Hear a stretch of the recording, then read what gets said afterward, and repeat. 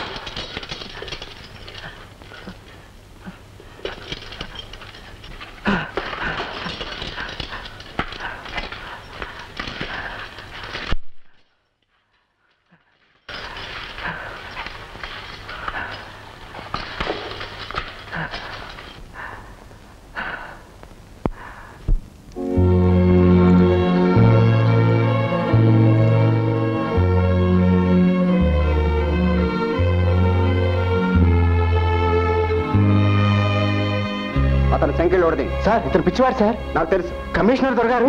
నేను చెప్పినట్టు చేయండి.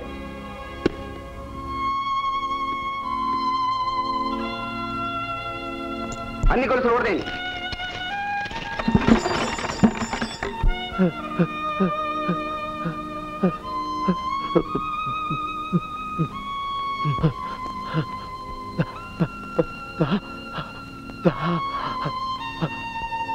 వెంకడు, మంచిగా పట్రా.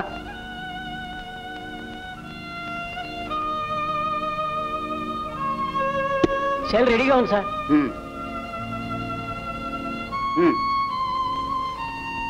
బాబు నీళ్లు, బాబు మంచి నీళ్లు.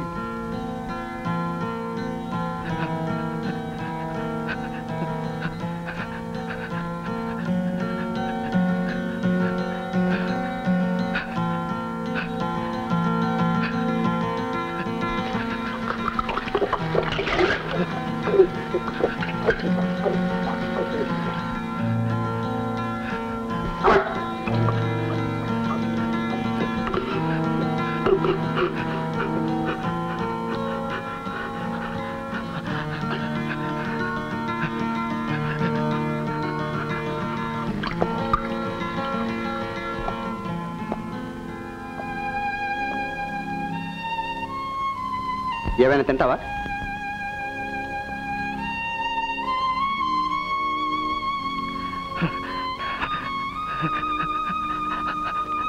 ఒళ్ళు కాలిపోతుంది సార్. జ్వరం చాలా ఎక్కువగా ఉన్నట్టుంది. అవతారం, సెల్ తీసుకెళ్ళి.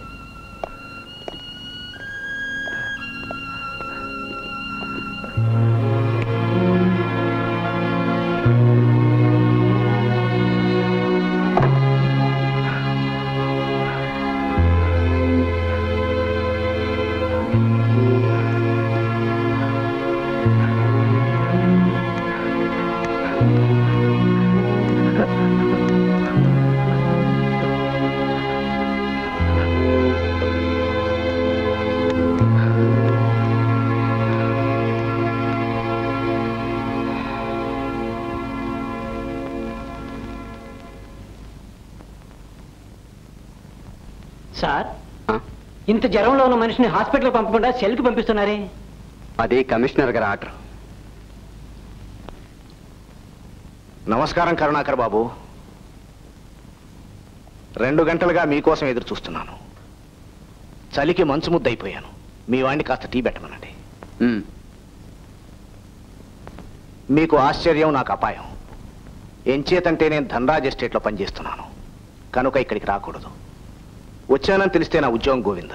అయినా రాక తప్పలేదు. మా ఆవిడ ఒకటే పూరు పెట్టింది. ఇప్పుడు అదంతా ఎందుకులేండి. ముందో సంగతి చెప్పండి. రాజు ఎలా ఉన్నాడు? రాజు ఎవరు? వాడేనండి, పిచ్చిమా రాజు. ఇప్పుడే ధనరాజ్ ఎస్టేట్ నుంచి మీ జైలుకు వచ్చాడు. ప్రమాదకరమైన పిచ్చివాడని, హంతకుడని. ఎంతకు మీరెవరు చెప్తారా? నేను ఫూల్ని. అదేనండి, అసలు విషయం చెప్పకుండా వాగేస్తున్నాను. నేను కేవలం డాక్టర్ని. ధనరాజ్ ఎస్టేట్లో ఉద్యోగం. అందరూ బాబాయ్ అంటారు. అసలు పేరు బాబయ్య.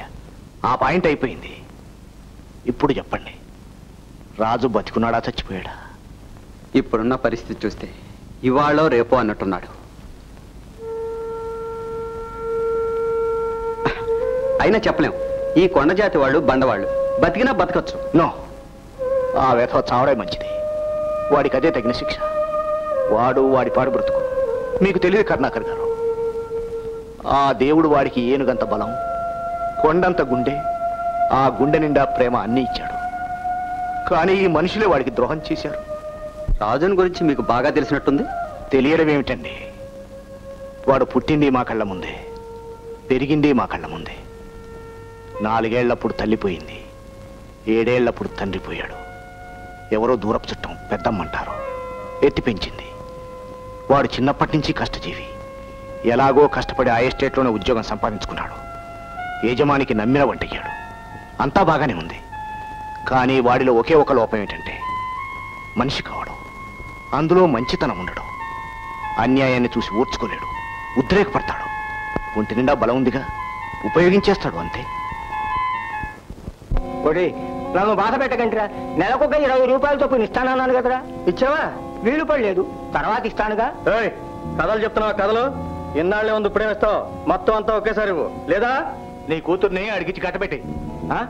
నా కూతుర్ని రౌడీ వేసకు చచ్చినా మరి ఏమిటో అయితే అనవసరంగా కల్పించుకున్నావంటే పళ్ళు ఊడిపోతాయి. చూడు, నీ కూతురు దాకా ఇవ్వనంత మాత్రాన నీతోనే ఉంటుంది అనుకున్నావా? ఒకసారి ఈ రంగడ కన్ను పడ్డాక రంభైనా లేచి రావాల్సిందే. రౌడీనన్నావుగా, చూపిస్తాను నా తడాక. అమ్మా!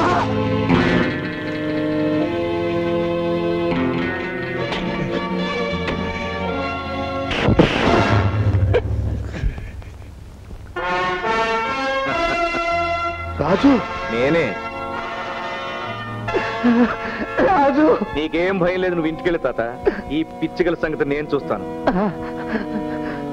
రాజు, చాలా దూరం పోతున్నావు. నోర్మయ్, దగ్గరకు వచ్చారంటే ఎముకలు కూడా మిగలవు. చేత వల్ల ఏంట్రా మీరు చేస్తున్నది? పక్కోళ్ళకి, తిండి లేనోళ్ళకి 10, 20, 30 అప్పులెట్టి తిరిగి ఇవ్వలేకపోయేసరికి ఆ రాడాళ్ళ మీదకి పోతారా?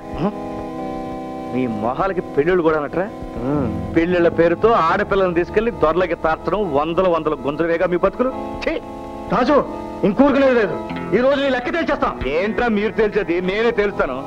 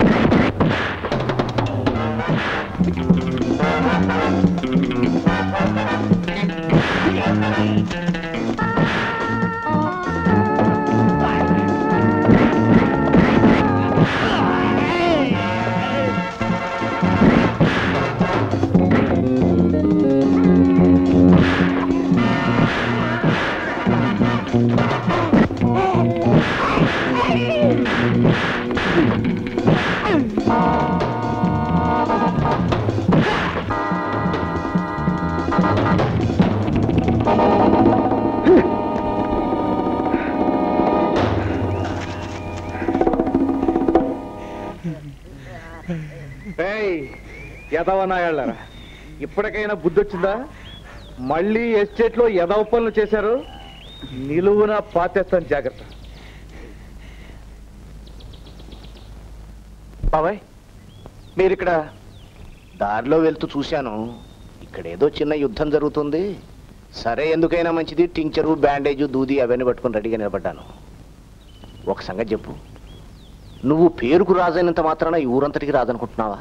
బాబాయ్ అది కాదురా, కొందరిని కొడతావు, కొందరిని తిడతావు, కొన్ని పెళ్లిళ్ళు చేయిస్తావు, కొన్ని తప్పిస్తావు, అదిరించి బెదిరిస్తావు. నీ నోటికి చేతికి అడ్డు లేదనా? ఏమిట్రా నీ అధికారం, నీ జులుం? మీరు కూడా అట్ట అంటే ఎట్టా బాబాయ్? నేను ఎప్పుడన్నా ఎక్కడైనా తప్పు చేయడం చూస్తే మీ చెప్పుతో కొట్టండి, ఒప్పుకుంటాను. నేను ఎవరి మీద జులుం చేయలేదు బాబాయ్. ఎవరికైనా అన్యాయం జరుగుతుంటే చూస్తూ ఊరుకోలేను, చేయి చేసుకుంటాను. ఎవరైనా ఆపదలంటే సాయం అడిగితే ప్రాణాలైనా ఇస్తాను, అంతేగాని దుర్మార్గం ఎరగను బాబాయ్. అవునరా, అవును.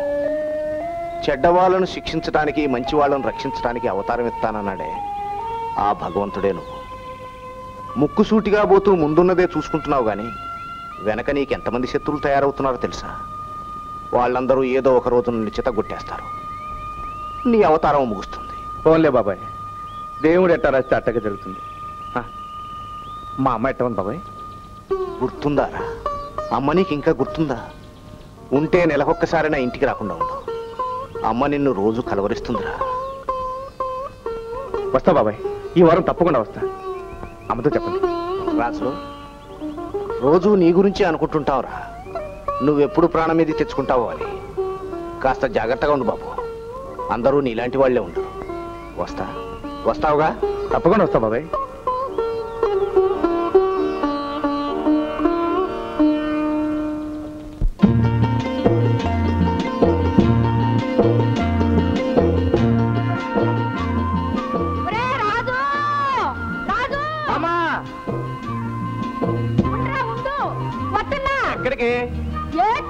ఎందుకు? నువ్వు పడ్డావేమో చూద్దామని. ఉన్నారు యాదవ తిండి చెప్పలు లేకుండా ఎక్కడ తిరుగుతున్నావురా? మధ్యాహ్నం నుంచి నీ కోసం తిరుగుతున్నాను. నువ్వు ఎక్కడికి వెళ్ళావు చెప్పు, చెప్పరా? చెప్పు, చెప్పమంటే చెప్పరా? చెప్పు,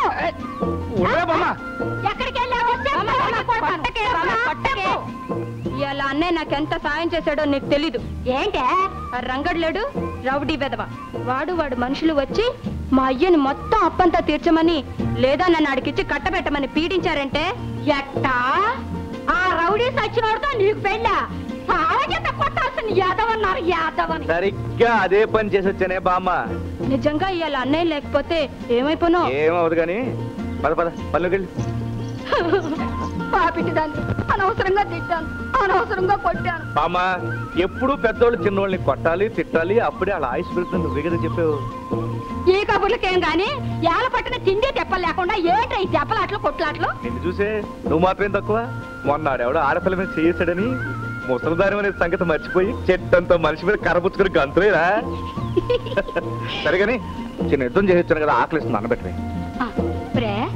బాగా దండావా? ఎత్తగొట్ట అట్టటి పనే చేయాలి, ఆడపిల్లల జోలికి రాకుండా. ఇక ఆడపిల్లల జోలికే కాదు, కుక్క పిల్లల జోలికి కూడా పొడేవాడు. ఏంటే ఏం తెచ్చావు?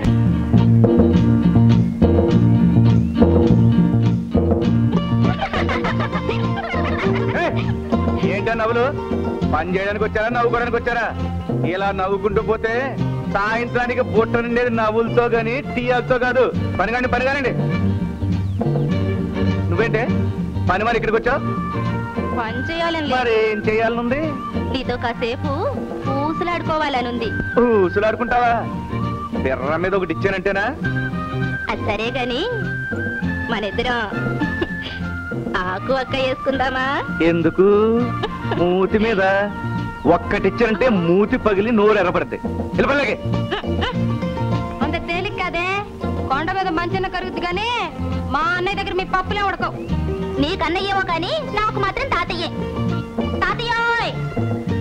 ఏం మనవరాలా, నన్ను పెళ్లి చేసుకుంటావా?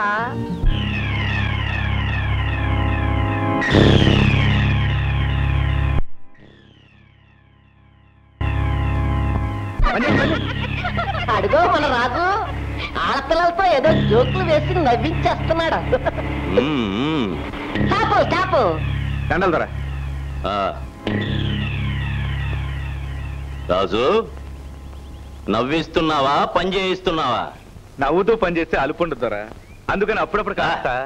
నువ్వు ఇలాగే నవ్విస్తూ ఉండు. మన ఎస్టేట్ లో పనిచేసే వాళ్ళందరూ పక్క ఎస్టేట్ లో పోతున్నారు. అదేంటి దొరా? నిన్ననే 2 మెకానికల్ వెళ్ళిపోయారు. యాదవ నాయుడు వాళ్ళ సంగతి నాకు వదిలేండి దొరా, రేపి పాడుగా పని చేస్తుంటారు.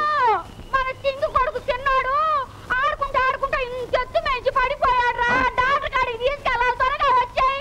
వస్తున్నా వస్తున్నా. ఏయ్, మరి ఇక్కడ పని? సింగికి ఒక్కడే కొడుకుతారా? ఆడంటే దానికి ప్రాణం, మాకు దిక్కులేంది. పైగా అసలే కంగారు మనిషి. ఎంత రక్తం పోయిందో, ఎంత దెబ్బ తిరిందో. డాక్టర్ దగ్గర తీసుకెళ్ళి ఇక్కడ ఉన్నట్టు వచ్చేస్తాం దొరా. నీ పేరు? మళ్ళీ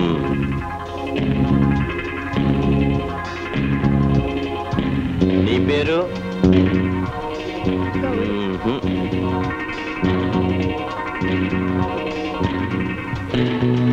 నీ పేరు?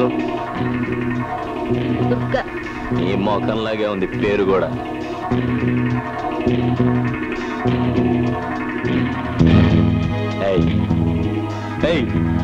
నీ పేరు? చెంచల. చెంచల. Secretary sir